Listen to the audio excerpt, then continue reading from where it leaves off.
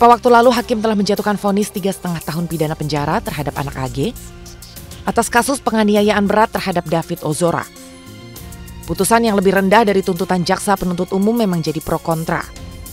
Ada anggapan bahwa apa yang terjadi terhadap anak korban yang mengalami kerusakan berat pada otak tidak seharusnya membuat anak AG mendapat keringanan vonis.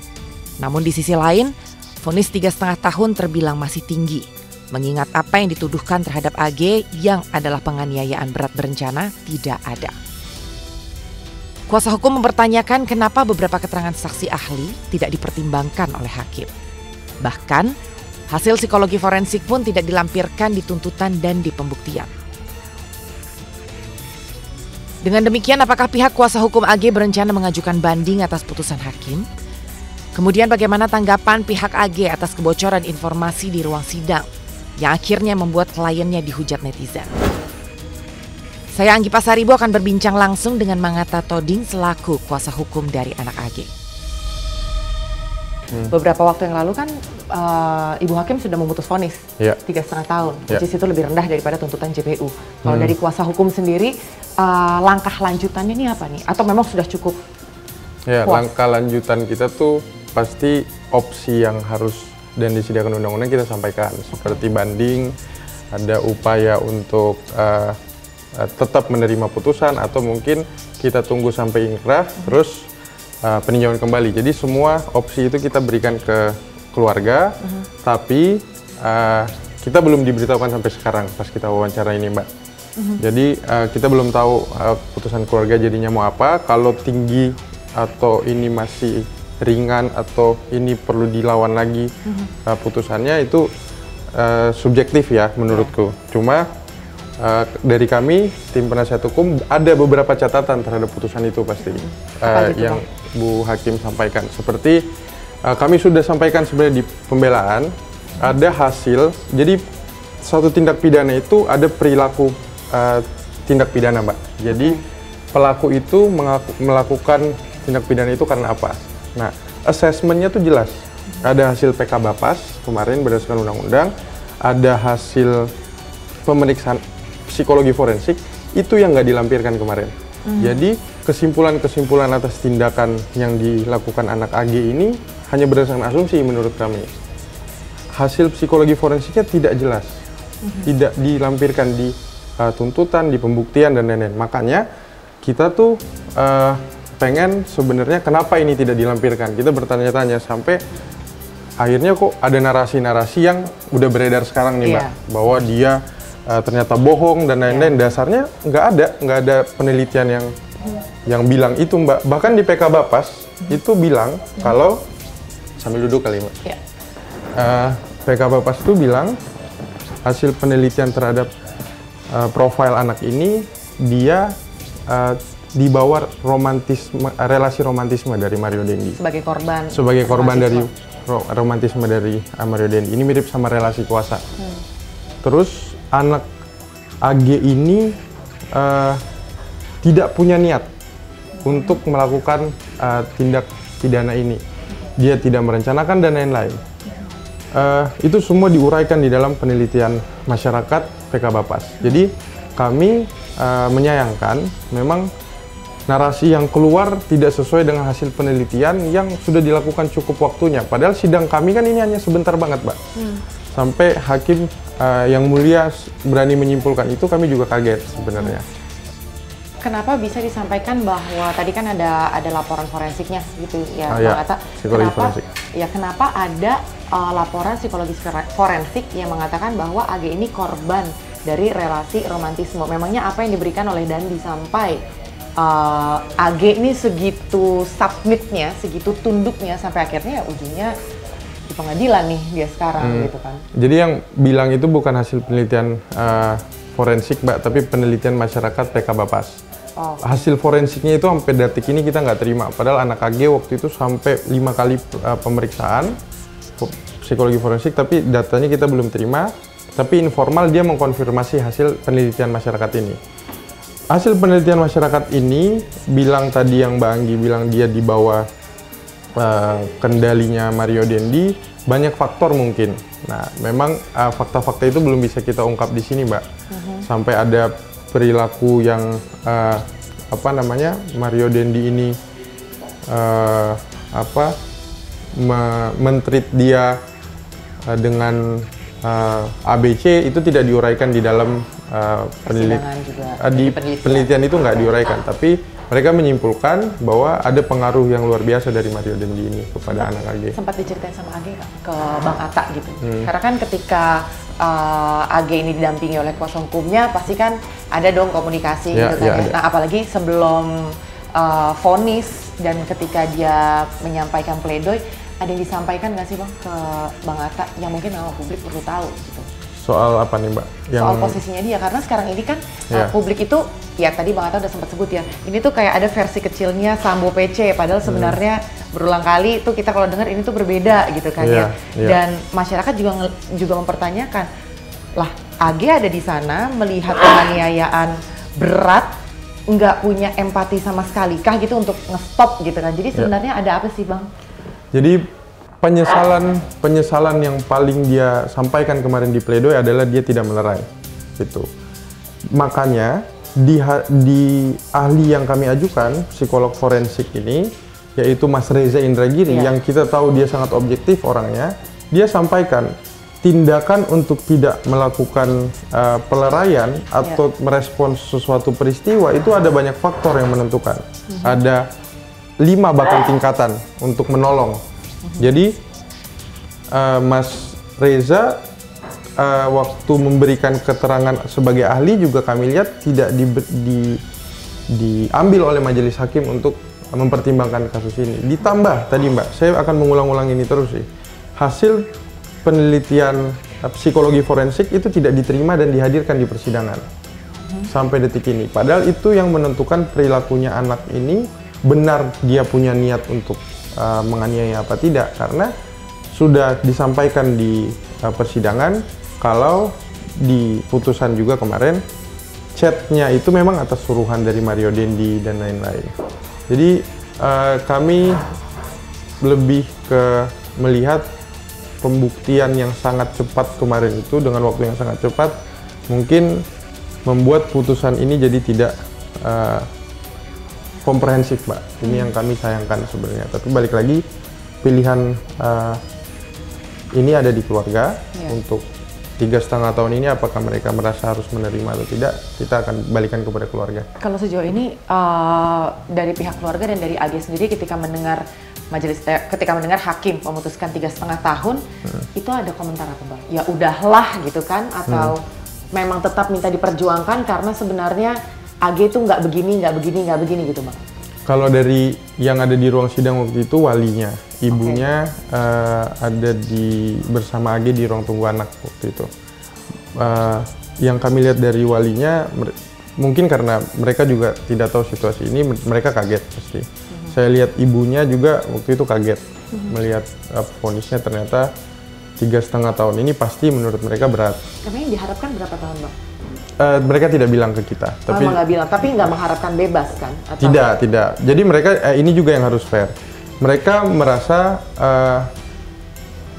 kalau memang perlu dihukum silakan, tapi jangan sampai juga terlalu menghakimi anak ini sedemikian rupa. Yang kami sayangkan adalah fakta-fakta yang jadi pertimbangan yang mulia itu justru punya post effect di masyarakat yang luar biasa, Mbak. Dan ini banyak pemerhati-pemerhati perempuan dan anak yang kami lihat sudah mulai speak up dan melihat adanya kejanggalan dalam pembacaan putusan ini. Kami berharap sih masyarakat coba berimbang lah, karena kita pasti lahir dari perempuan dan kita mengerti posisi perempuan itu bagaimana. Ada tingkatan perempuan dan laki-laki di sini, dan dia bagaimanapun bukannya kami menggunakan 15 tahun ini ya. Iya. Tapi memang posisinya dia masih di anak-anak di bawah 18 tahun. Masih belum bisa dewasa dalam memutuskan sesuatu lah ya, gitu ya. Mbak, betul. Kurang lebih itulah. Masih belum bisa tahu resiko kalau ngambil langkah A atau B ya. Termasuk untuk diam. Iya. Jadi itu yang Mas Reza Indragiri kemarin pada saat menjadi ahli, dia mengulang-ulangi hal yang hakim harus highlight nih. Harus hati-hati dalam memberikan putusan. Apakah memang anak ini ikut merencanakan? Apakah anak, karena kan yang dituduhkan ke kita 355 ayat 1 ke 1 Junto pasal 55. Itu kan berarti dia yang harus tahu at least ada perencanaan ini. Padahal sebenarnya kalau kita eksaminasi, tapi kan belum selesai eksaminasi putusannya, kita lihat sebenarnya ada keraguan-raguan antara anak AG ini membiarkan, karena itu kenanya 76C seharusnya di Undang-Undang Perlindungan Anak, bukan merencanakan. Tapi kami lihat karena tidak ada hasil psikologi forensik ini, inilah yang bebas dinarasikan sedemikian rupa sehingga dilihat anak ini ikut merencanakan gitu. Itu yang kami sayangkan sebenarnya, Mbak. Dan kami baru ngomong di sini nih untuk pandangan ini. Kalau dari AG sendiri sempat menyampaikan itu nggak, Bang Atta? Kenapa dia menyesali itu? Karena mungkin kan kita nggak tahu, kayak tadi kan Bang Atta bilang 15 tahun belum terlalu paham banyak hal ya gitu kan. Rasa takut apa sih yang akhirnya membuat dia jadi diam gitu kan sampai sekarang ini kan gitu. Nah itu pernah disampaikan ke Bang Atta nggak? Iya, jadi waktu reaksi, tadi saya lupa jawab pertanyaan Bang Anggi, reaksi dia waktu dengar putusan ini, terutama itu Bang Anggi mungkin tahu kalau dia diam yang kosong gitu loh, Mbak, yang nggak tahu harus mau ngapain, nggak tahu mau nangis, nggak tahu mau senyum, dia nggak respon apa-apa ke kita waktu kita berkunjung ke LPKS. Dan kita tanya waktu itu ke pihak keluarga, bagaimana, udah ada tanggapan nggak, kira-kira langkahnya gimana. Terus terakhir kita tanya ke AG, Dedek, kita manggilnya Dedek, gimana nih Dek? Aku bingung Bang gitu, hanya ngomong itu aja terakhir. Dia habis itu dia hanya diam, kita nunggu tuh sampai hening, mungkin ada hampir 10 menit kita hening, diam. Akhirnya pihak keluarga bilang ke penjaga yang di LPKS untuk dia dibawa ke kamar dulu untuk menenangkan diri. Nah sampai detik itu, setelah itu kami belum ketemu lagi. Ya karena memang sebenarnya nggak perlu juga terlalu dipaksakan. Karena kan psikologisnya dia juga harus dijaga kan gitu. Umurnya juga masih segitu. Bang Atta, ini sih mungkin agak sedikit personal mungkin ya gitu, tapi ketika memang bocor begitu yang di ruang sidang, dan saya rasa teman-teman media juga udah mendengarkan itu kan, ini terkait dengan hubungan yang sempat disampaikan pernah ada hubungan badan begitu dengan dua orang ini gitu kan, anak korban dan juga dengan Dandi. Nah itu sebenarnya kebenarannya gimana tuh Bang? Iya, untuk itu balik lagi kami melihat pada saat pembacaan putusan memang hakim harus bersikap ya, kita mengerti. Jadi dia bisa memilih fakta yang mana menurut dia benar. Itu di undang-undang, di teori hukum kita itu petunjuk buat dia. Tapi kami sangat sayangkan petunjuk itu harusnya bisa dilihat dari dua sisi benarnya, Mbak. Bahwa anak ini dibilang yang di-highlight kan yang mohon maaf yang 5 kali dan lain-lain itu kami lihat harus dibuktikan oleh asesmen yang tepat baru menyimpulkan itu, Mbak, yaitu penelitian psikologi forensik. Secara informal kami mengkomunikasikan ini dengan pihak psikolog forensik yang memeriksa anak AG. Informal, Mbak, ya. Saya telepon, saya nggak bisa bilang namanya beliau. Dia sampaikan bahwa hasil yang mereka simpulkan sama dengan PK Bapas, sama dengan pekerja sosial yang meneliti anak ini, bahwa memang tindakan itu dilakukan karena ada relasi kuasa, relasi romantisme kalau di teori psikologi itu dari Mario Dandi. Jadi seakan-akan anak AG ini yang mengumbar dan lain-lain, itu juga kami sangat menyayangkan ketika itu disimpulkan begitu. Secara hukum izinkan saya komentar sedikit, Mbak, terkait kejadian ini.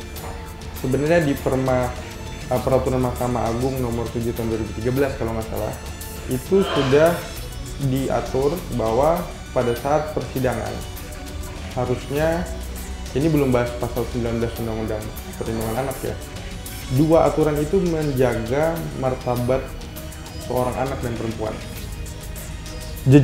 Rekam jejak seksualnya itu tidak boleh dibahas sama sekali, Mbak, sebenarnya di dalam persidangan. apalagi ini bocor di ini. Nah, itu yang kami sangat sayangkan. Mungkin waktu itu Bu Hakim yang mulia tidak tahu ini direkam, kami nggak tahu. Tapi bisa jadi. Itu kami sayangkan harus bocor. Jadi kami menghormati dan kami tahu ini sidang terbuka, tapi teman-teman media juga kami sayangkan ini bisa bocor untuk hal seperti itu gitu. Dan ternyata kami juga baru tahu itu direkam live ya. Jadi pasti terekam di ini. Tapi ini sudah terjadi. Beberapa diskusi kami sudah lakukan secara informal juga dengan instansi terkait untuk eksploitasi yang luar biasa kepada klien kami ini. Kami tunggu beberapa masukan dari pihak-pihak itu untuk langkah apa yang bisa kami lakukan. Ada permintaan dari pihak keluarga dan dari AG sendiri nggak nih Bang ke Bang Atta dan juga ke para kuasa hukum untuk sementara ini, misalnya untuk sementara ini saya nggak mau dulu nih ketemu sama kuasa hukum dulu, atau enggak saya mendingan ini dulu ke segala macam. Itu ada yang diminta secara khusus nggak nih Bang? Iya, kalau keluarga mereka masih intens berhubungan dengan kami. Hampir tiap hari kami telepon, kami ada grup kecil juga di WhatsApp.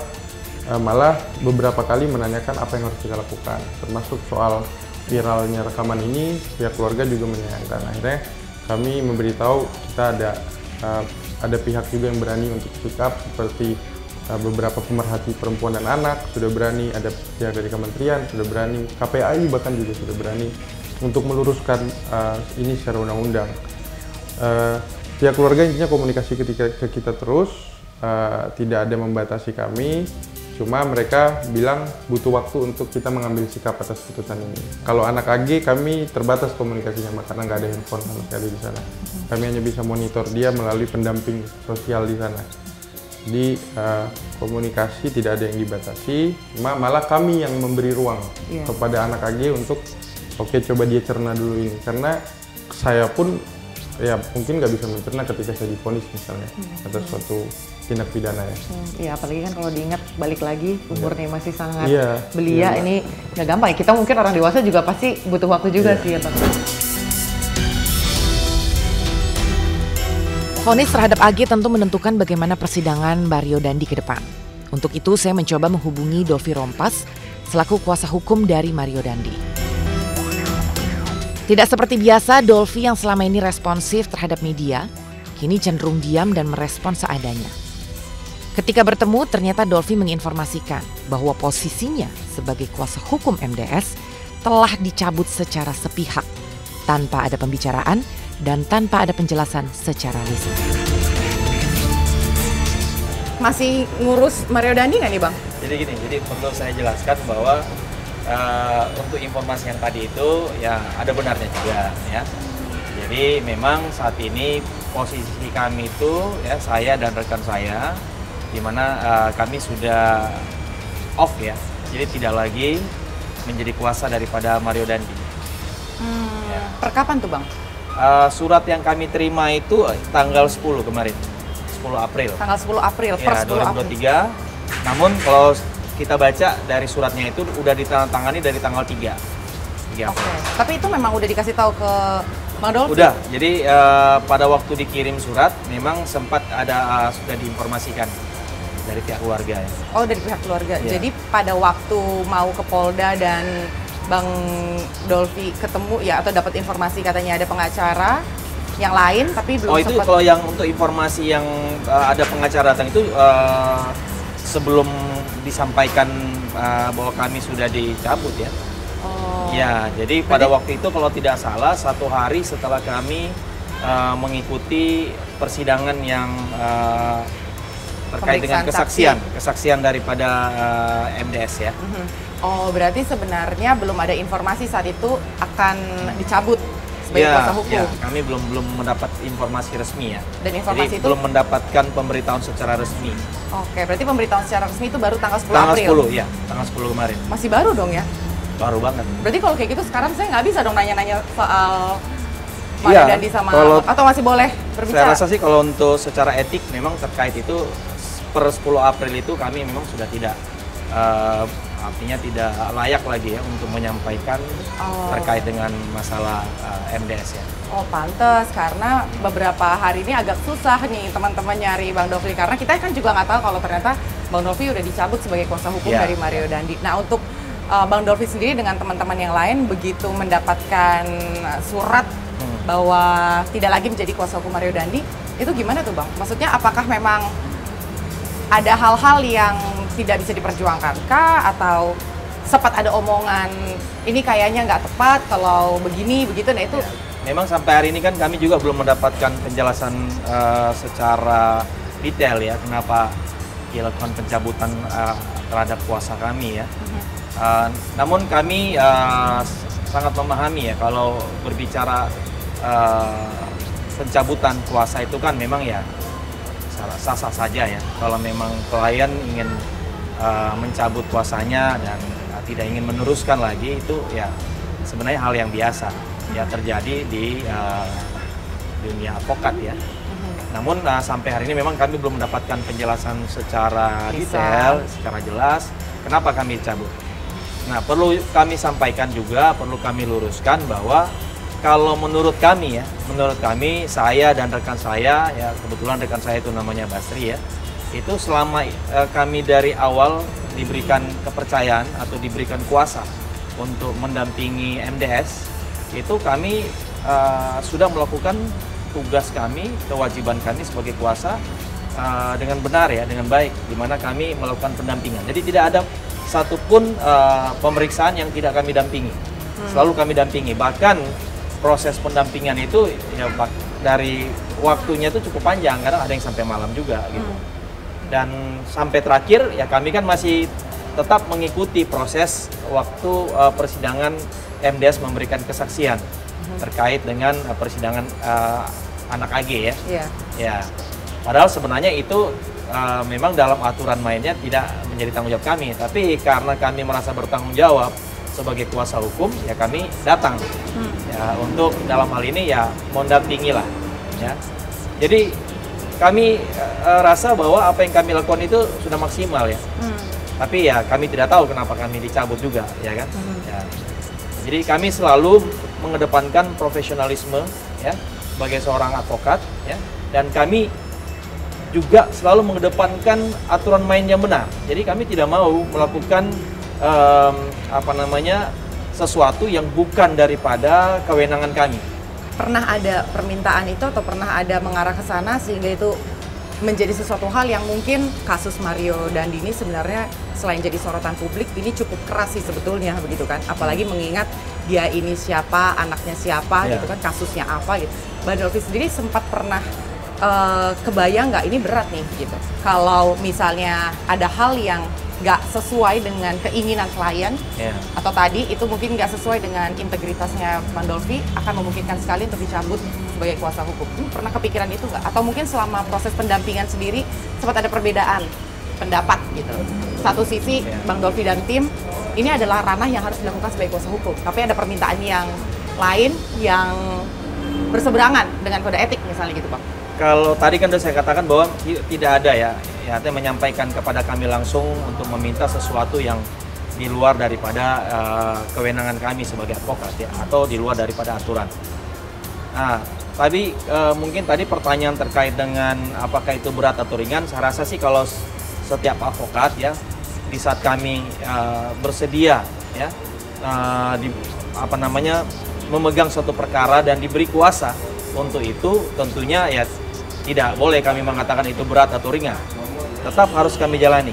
Sekalipun mungkin menurut pandangan banyak orang bahwa ini kelihatannya berat. Ya, harus kami jalani. Karena bagi kami yang terpenting adalah kami memenuhi hak-hak setiap orang yang ingin membutuhkan pendampingan. Itu kami harus penuhi. Nah, memang dalam perkara ini kan ya kita tahu bersama bahwa ya ini bukan perkara yang biasa. Ya, mungkin kalau kemarin saya memegang perkara mungkin ya biasa-biasa aja. Tapi memang ini luar biasa ini. Ya, sangat viral dan juga memang sangat atensi ya. Nah, jadi ya saya rasa memang agak berbeda. Ini memang kalau tadi Mbak katakan berat, mungkin saja ya. Karena bisa jadi sosok Bang Dolfi nih gitu kan ya, terlalu lembut nggak nih untuk berhadapan dengan siapa Mario Dandi, akhirnya ketika harus berhadapan dengan media, berhadapan dengan para pelaku dan nantinya akan masuk ke persidangan, dianggap kurang gitu nggak Bang? Kalau menurut saya ya, saya selalu harus bisa menyesuaikan dengan kondisi. Nah, kondisi saat ini kan memang kita tahu ya bersama bahwa dalam perkara ini kan juga ada korban. Kalau saya tuh selalu mengedepankan rasa kemanusiaan. Sekalipun saya membela ini ya tidak hanya terkait dengan perkara MDS ya. Perkara apa saja yang dalam perkara pidana di mana ada korban, ya tentu kita harus memiliki rasa empati, simpati ya, harus memiliki rasa kemanusiaan terhadap korban, apapun itu. Jadi makanya kan selalu saya katakan setiap ditanyakan oleh media, selalu mengatakan bahwa pertama-tama kita berdoa untuk korban, ya kan, untuk korban, ya kita berdoa dan kita perlu untuk kalau memang kita salah, kita harus menyampaikan permohonan maaf. Apa itu nggak bisa diterima oleh pihak Nah itu MDS? saya nggak tahu. Tapi selama ini kan saya menyampaikan seperti itu karena itu tadi saya bilang bahwa kami sebagai kuasa hukum tentunya ya juga harus mengedepankan ya, selain kami melakukan pembelaan ya, tetapi selalu harus mengedepankan rasa kemanusiaan. Iya. Okay. Gitu. Ya, jadi itu yang penting bagi saya ya. Saya nggak tahu kalau advokat yang lain. Kalau saya seperti itu. Sebenarnya apapun keputusan hakim kita akan menghargai ya, tetapi pastikan itu sesuai dengan porsinya gitu. Jangan yang seharusnya maksimal tetapi tidak maksimal.